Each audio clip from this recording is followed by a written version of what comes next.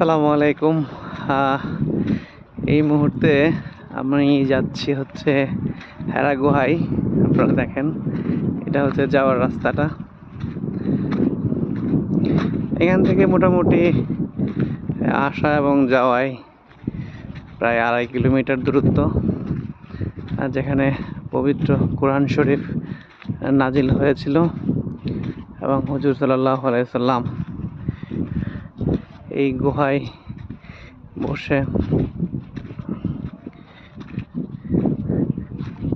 হযরত জিবরাইল আলাইহিস সালামের মাধ্যমে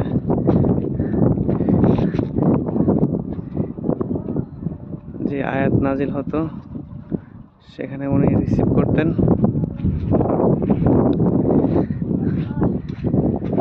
আল্লাহ তাআলা কাছে কোটি শুকরিয়া, এরকম একটা পবিত্র স্থান দেখার সুযোগ করে দিয়েছেন।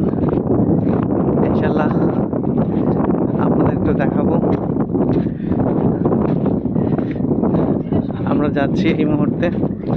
আমার সাথে নুসাইর আছে, নুসাইর নানা আছে, নুসাইর আহমা আছে, আমরা 5 জন।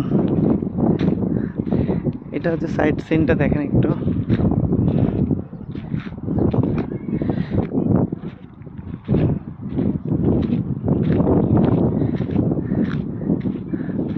পাহাড় রাস্তাগুলো চমৎকারভাবে করে দিয়েছে যাতে মানুষ অল্প কষ্টেই ওখানে পৌঁছাতে পারে।